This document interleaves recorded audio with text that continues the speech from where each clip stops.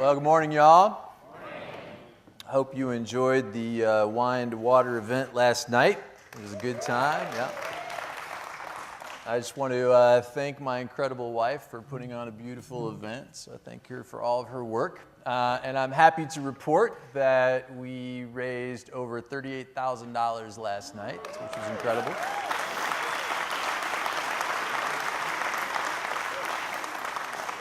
So that completely supports the ministry of Westridge in Nicaragua, and 100% of those proceeds go into the projects that we're doing down there. And next year, we're taking a group to work on a school in a little village called Tamborcito, which is in the middle of nowhere with just a few students who need our help. So all that money is going to go right into that little village. So thank you very much for your support in that. So thanks.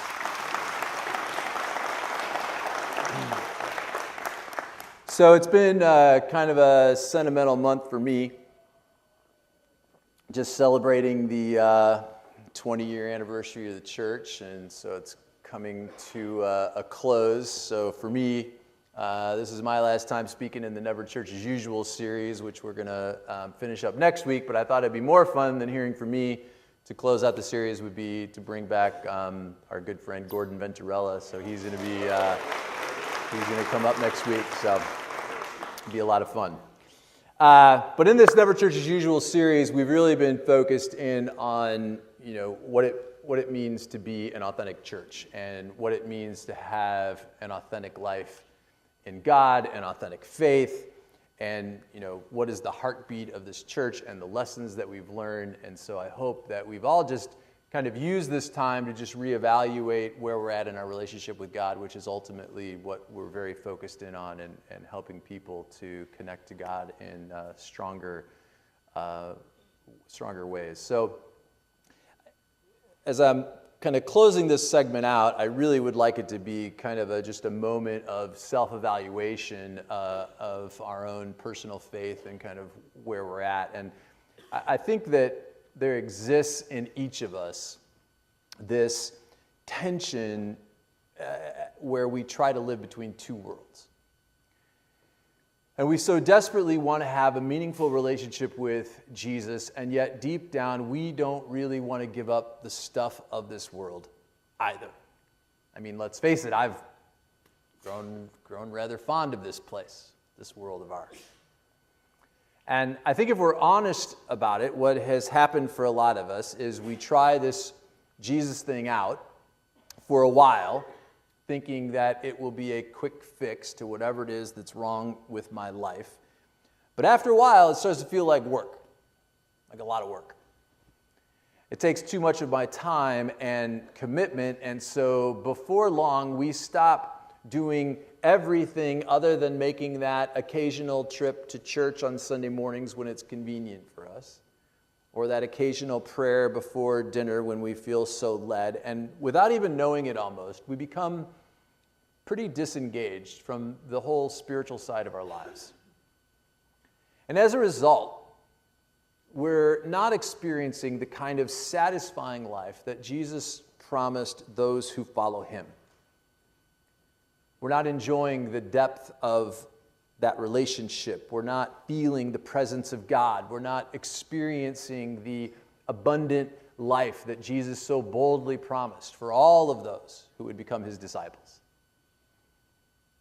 So, how do we get that? Like, how do we really live life like that? What does it take for us to have that kind of satisfying, fulfilling life where we can move past our feelings of emptiness and discontentment and start living the kind of abundant life that we've been promised? Well, I think it comes down to just one word. And that's this idea that we've been dancing around a little bit for the last few weeks, and that's this idea of faith. But as we talked about last week, faith is something more than just belief.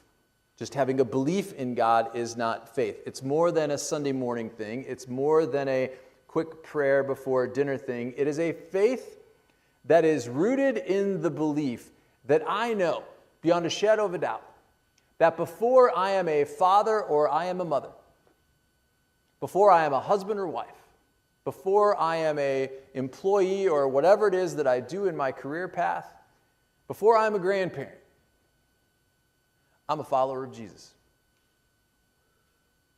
It's my identity. It's a faith that is all in. It's a faith that is authentic. But the problem is that even though we cognitively know that we are way better off living a life in God than living without Him, it's still inconvenient. We push it off because we still feel like we don't have time for that. We have a lot of other things that we have to do, and so we say, someday I'll get around to that. We push it off into the someday of our lives. I'll get serious about it someday. I'll make it a priority someday. But before we know it, that someday is here. And it catches us off guard. And we're not prepared. I think it's incredibly important that we not only think through our faith in a meaningful way on a regular basis, and I don't care whether you grew up in the church and you've been a Christian for a long time or whether you're just starting it out. Like, this is something that I feel like we need to do on a regular basis. Just evaluate where we're at in our faith and to take an honest look at that. But I think the most important thing that we can do is to recognize that we have to build our own faith. I like to say that we have to build our own faith with our own two hands from the ground up, so to speak. I talk about this all the time, but my parents were incredible people. They were very strong people of faith. I was raised in a Christian home. I was raised as a pastor's kid in a church, which means a lot to me. But the truth is, for a long time, my faith was their faith. I believed in God because I was raised to believe in God. I went to church because I was raised to go to church. It was just the thing to do. But when the rubber hits the road, that faith could not sustain me. That faith, when times got tough or in my doubts, could not keep me close to God. It's not until we take a good, honest look at our lives and we make a commitment to do whatever it takes to become an authentic follower of Jesus that we can begin to create a faith that we can build ourselves. A faith that I can embrace and believe in because I built it. I know where the strengths are. I know where the weaknesses of my faith are. I know all the intricacies of that. I own it. It becomes who I am, and it drives the decisions that I make and the person that I become. When we finally take ownership of our faith, it causes us to live differently.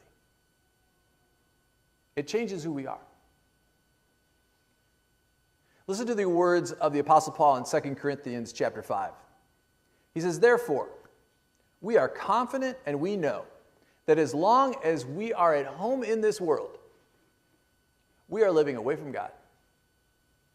For we live by faith and not by sight. And so we make it our goal to live in such a way that pleases Him, whether we are at home in the body or we are away from it. For we must all appear before God on Judgment Day, so that each of us may receive what is due us for the things done while in the body, whether good or bad." It's a sobering passage, but incredibly insightful because it gives us a very clear warning, and it says, hey, don't get too comfortable in this body of ours, because this is not the end game. Don't get too cozy in this world, because in the blink of an eye, things can change, and we can find ourselves in a completely different place. And on that day, we will all stand before God. And on that day, if we made a decision, whether consciously or unconsciously, as we've talked about, because a non-decision is a decision. If we have made a decision to not live our lives in God, if we have made a decision to not follow Him and live a life by faith, then we're going to stand before God and explain that and be accountable for that. So I'd really like to challenge us this morning to take a good, hard look at our faith. By looking, and I'm going to say admittedly, at a very oversimplified description of the steps of faith. This is not scriptural. This is something that we've come up with just as a way to talk about it and characterize it.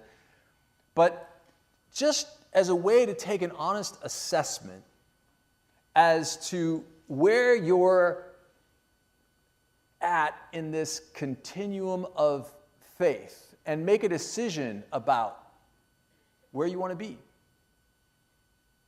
And what's it going to take for me to get that? What's it going to take for me to get there? Here at Westridge, we have a vision statement that is based on being committed to bringing people through a continuum of building a stronger faith by growing deeper in our relationship with God. And we break it down into 3 movements. We call them the 3 E's. And we believe strongly that Westridge exists to help people encounter, embrace, and embody the radical love of God. And we say it's a continuum because the Bible teaches that as long as we are in this world, we've never made it, right? We never stop growing. We never become perfect. And so we should always be working at getting stronger as followers of Jesus. And sometimes even as mature believers, we get complacent. And I think it's possible to even go backwards in our relationship with God through the years because we get so complacent.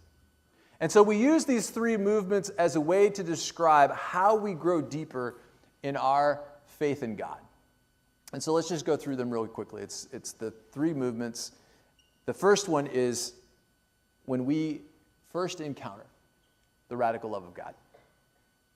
I would guess that this is where a lot of us are here this morning.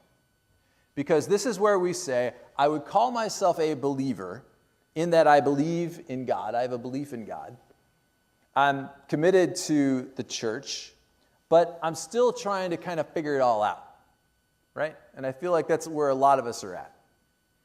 This is the very first step that we make towards God, where we come to the realization that God really does exist.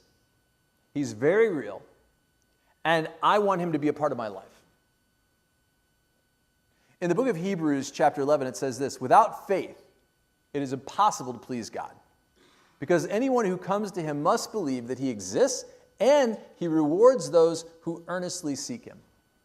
Now, I would argue that the key phrase in that verse are those who earnestly seek him, because it implies that this is not something that just happens. I think somehow we have the tendency to believe that if we just kind of wait around for God, that God's going to miraculously show up and poof, he's part of our life. The Bible doesn't teach that. The Bible teaches that we have to be intentional about doing the work to seek God. That God is always there. He's always available to us. But we have to take the steps to approach him in our life. This stage is a fine place to hang out for a while. It is an okay thing to sit back and explore your faith. In fact, we talk about this all the time at Westridge. We're never going to be the church that's going to push you. This is really something that's between you and God. So it's a fine place to hang out for a while, but many of us get stuck here. Many of us never ever take that next step because we hit obstacles like this particular movement. It's a pretty darn comfortable place to be. It's comfortable to be in a place where we believe that we have all of our bases covered, and I believe in God. I have this nice church experience, and I can still live my life the way that I want to live it. I'm comfortable because I can do this thing, but I can do this thing and live in 2 worlds at the same time. The other obstacle is that there's just a plain old lack of desire. We don't see the benefit of changing our life because there is nothing that we can see that is compelling enough about the Christian faith that gives us the desire to go deeper and to commit more and to create the life change that is required to take the next steps. The problem with this is, as we discussed last week, is the kind of faith that is required of God is the kind of faith that goes beyond just an intellectual understanding that there is a God. The Bible says even the demons in hell believe there's a God. So what is it that differentiates ourselves from the demons in hell? There's got to be something more. And so we know there has to be more to this faith stuff than just having a belief that there's a God. And it's taking the next step that I think is critical in our relationship with God, which is this idea of embracing, that we embrace the radical love of God. This is where we say, I have accepted or I have embraced His forgiveness and His grace, and I would call myself a follower of Jesus Christ. Ephesians 2:8 puts it like this: For it is by grace you have been saved through faith, and this is not from yourselves, it is a gift from God, and not by works, so that nobody can boast. This is where you get it and you begin to live it. This movement is where we become followers of Jesus, and it's born out of the premise that the grace of God is so compelling. Like, we really get it. We really get that we're sinners. We really get that we need forgiveness. We really get that we need the grace of God, and that is such a compelling idea that we want to live inside of that grace. Embracing the love of God is more than just being religious. It is about changing your life from the inside out. You accept His forgiveness for the junk of our past and start putting into practice what the Bible teaches about how we should then live and live differently. That we're creating radical lifestyle changes based on what Jesus asks us to do. You live your life and you make the decisions about your life based on your faith in Jesus. There's a couple obstacles to this that are pretty obvious to me. The first one is there is a fight for control here. This is where we have to become willing to allow Jesus to take control of my life. And if you're like me, I don't really want to do that. Like, I want to stay in the driver's seat. But Jesus says, move over. You got shotgun. I'm taking over. I'm taking the lead. And we allow His ways to drive our life.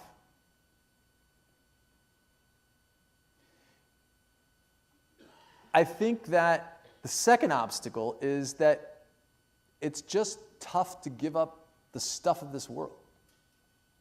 To actually, if we've been straddling the two worlds for so long, and we've had a foot in each one, it's very difficult to then lift up your foot out of this world and put it squarely in the foundation of the world of God. That's a tough, tough move to make. It's scary. We feel like we're beginning to lose our identity and who we are, which is the point. Because the Bible makes it very clear that when we take that step, we have to lose our old self. We get rid of our old self and we take on this entire new life, our real life as the Bible describes it. The life that God created us to live. So, as difficult as this step is for a lot of us, there's still one more step that God asks us to do. And it's not for the faint of heart.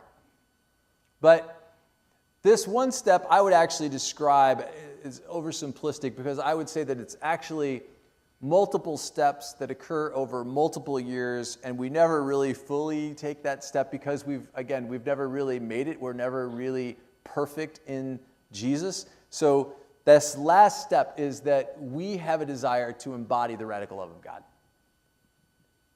This is a movement where I can now honestly say that my relationship with Jesus is the most important thing in my life. And it drives every decision I make and everything I do. I don't take a step without checking how this fits in my relationship with God. This is the toughest place to get to in our relationship with God because it requires us to move into this area with a significant amount of sacrifice and commitment and just sheer tenacity. Listen to the way that Jesus describes it in Luke chapter 9 and see if this is appealing for you. Whoever wants to be my disciple must deny themselves, get rid of the old self, take up your cross daily, and follow me. Sounds like fun, huh? What he is describing is that we are pouring our whole self into following Jesus. And it's here we really begin to not just do, but to love the spiritual disciplines. To actually have a desire to do things like Bible study and prayer. And to have times of solitude where we get real quiet, no TV, no radio, no kids, no nothing, and we sit in the silence and the solitude of God.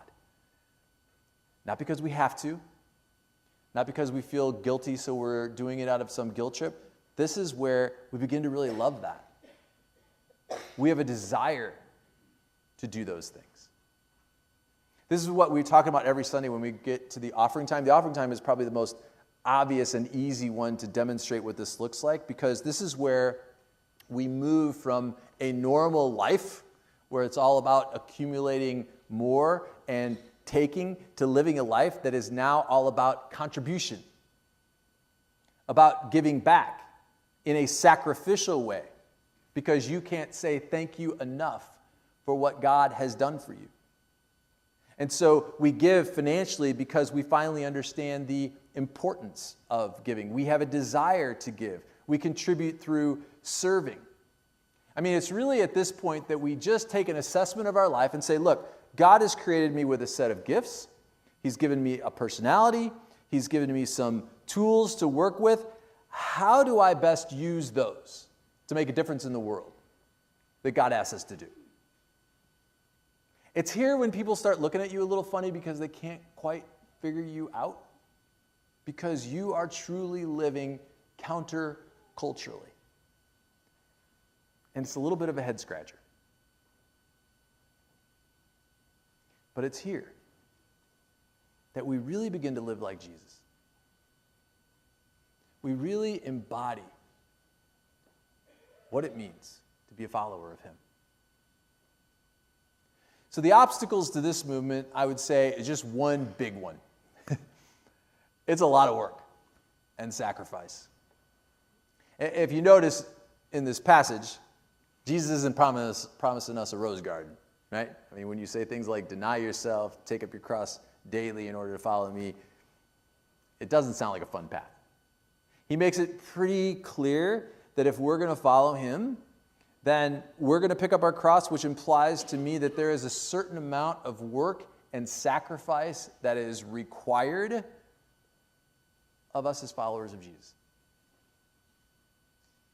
There is this misnomer that because the Bible says that we're saved by grace and not by works, that there's this idea that no work is involved in our relationship with God and we can just sit back and bask in the glory of his grace.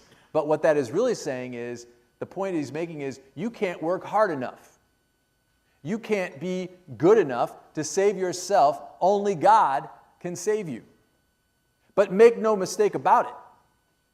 We're saved by grace through faith. And as we've broken down this idea of faith, we see that it's about seeking God earnestly. It's about repenting of our past.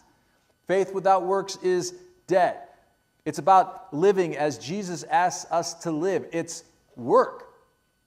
It requires us to make adjustments to our calendars, that we get so comfortable in our busyness, to change our priorities so that we can create room for God. However, typically, the God stuff is the first to get cut because it's the easiest to put off. Right? And again, we just say that we can get to that in the someday of our lives. And so maybe without even realizing it, we push God further and further from our lives. It's a little bit like when I started to do this CrossFit thing that we do. It was absolutely, completely foreign to me. Like, other than running occasionally, I never, ever really worked out a day in my life. But this CrossFit thing is all about strength and balance and agility, and I didn't have any of that. But I entered this class, and everything in that class was just a lot of stinking work for me. I mean, it was this huge time commitment. It took an incredible amount of discipline, and every time I did it, as I was laying there in my pool of sweat, I thought I was going to die. But after a period of time and making it a priority in my life, I now arrange my calendar around my class. It's very much a part of my life, and I have to say, in a sick sort of way, I actually enjoy it. And as long as I'm working out, I'm staying in shape, right? But what happens when I stop working out? Do you think this like incredible physique just happens on its own? Why are you laughing right now?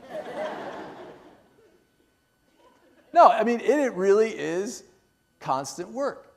And I don't know why we think like our relationship with God and the spiritual side of our lives would be any different than that, really.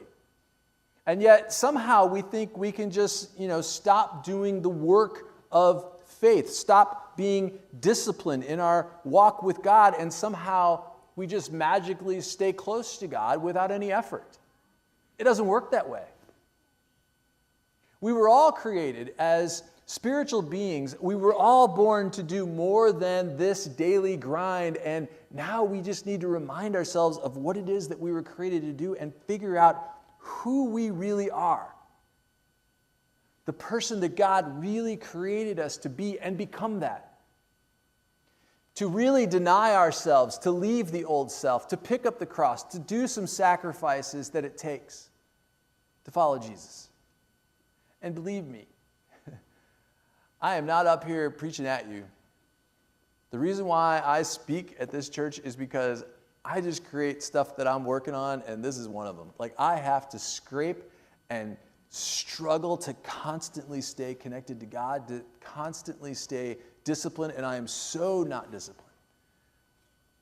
And I'm a natural skeptic, and so that plays in for it, where I have my doubts, and it's hard.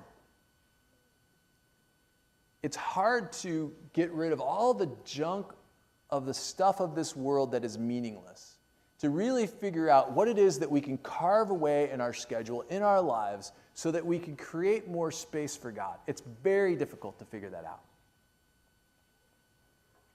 But I would just ask you this morning, where are you at? As you just evaluate your own faith and where you're at in your walk with God and this continuum that we talked about, where are you at? Where do you want to be? What do you want? And I think the most important question is, what are you willing to do about it? I would suggest that for any of us, whether we are mature Christians who've been in it for a long time or whether we're brand new and we're just trying to figure it out, I would say that the next step for any of us is to do something that gets us out of our comfort zone.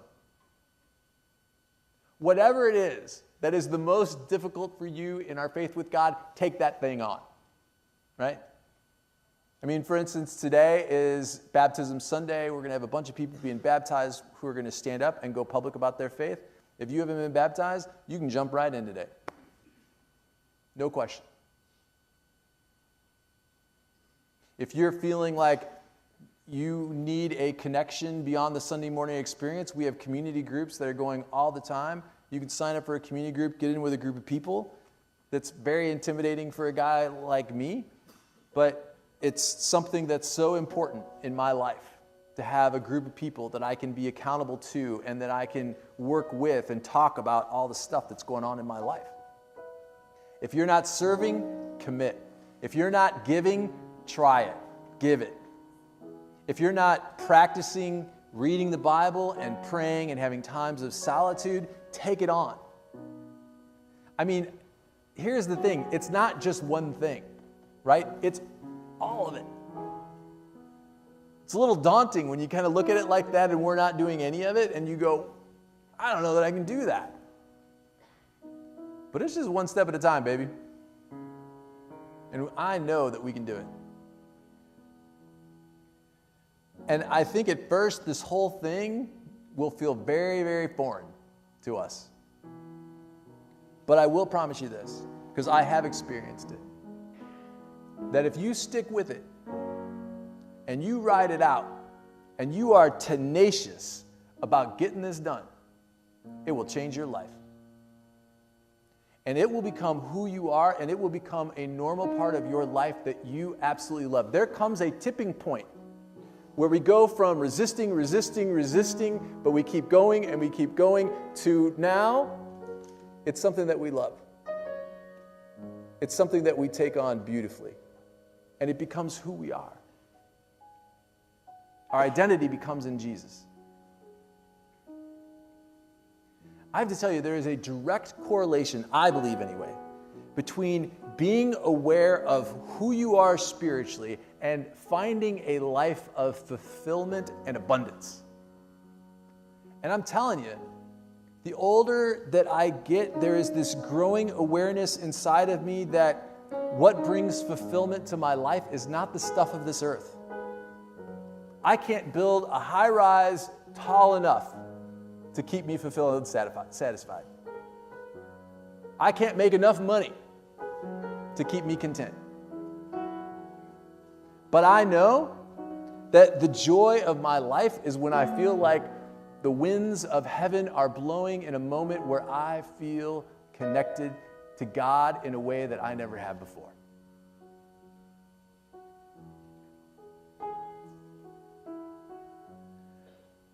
I want to live differently.